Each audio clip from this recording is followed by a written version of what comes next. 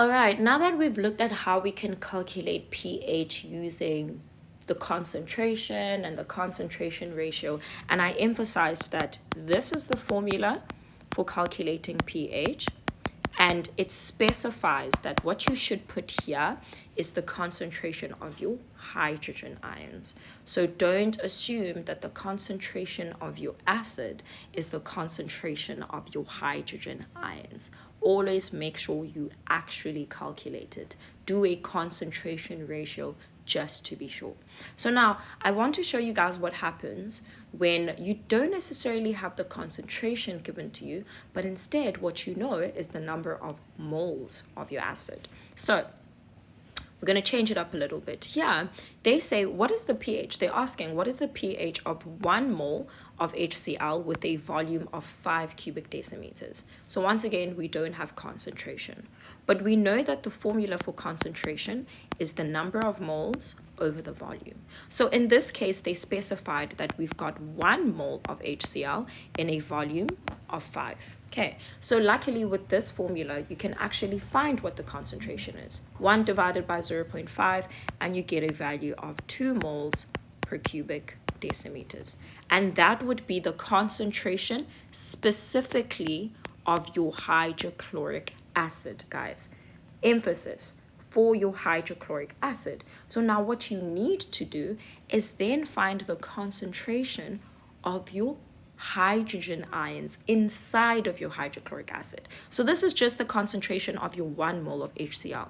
But we know our HCl would become H plus and Cl minus. So it would ionize. HCl would ionize into H plus and Cl minus. So if we know that the concentration here is 2 moles per cubic decimeters, then what we need to do is we then need to do a concentration ratio between our HCl and our H plus, where the ratio is 1 is to 1.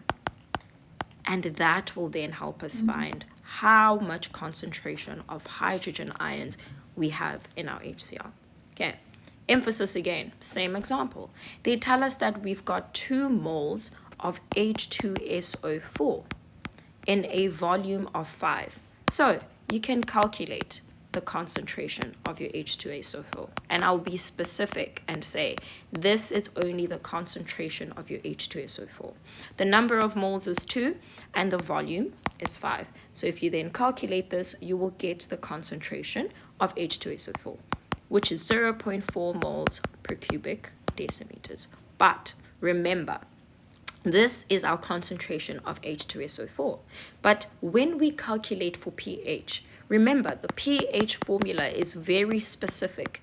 It wants the concentration of hydrogen ions, meaning you need to say, cool, my H2SO4, if it were to ionize, it would become 2H plus and SO4 minus 2, right?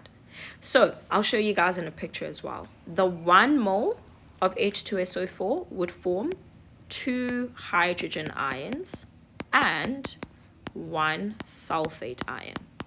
The other H2SO4 would also form 2 hydrogen ions and 1 sulfate ion. Now in the picture, I know you guys won't get to draw pictures all the time. It's not that possible. So you'll see that we've actually got 1, 2, 3, 4 moles of hydrogen ions over there. Okay. But if you look at it with the ionization process, you see that your H2SO4 ionizes and forms 2 H plus and 1 sulfate ion. But now what you know about this is that your concentration of your H2SO4 is 0.4 moles per cubic decimeters. But that is the concentration of H2SO4. So what you have to do, once again, is create a ratio of your H plus to your H2SO4. And that would be 2:1. Right? Because from every 1 mole of H2SO4, we had 2 hydrogen ions. And that is what I drew here. Every 1 mole of H2SO4 has 2 hydrogen ions coming from it.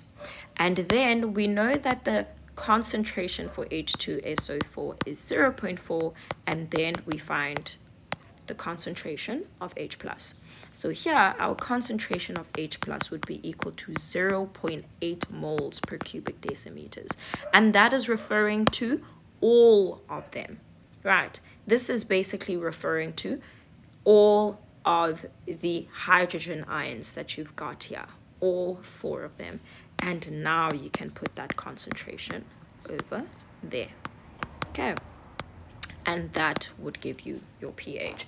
So if you punch that into your calculator, you put down negative log 0.8, you will get that your pH is 0.1. Right.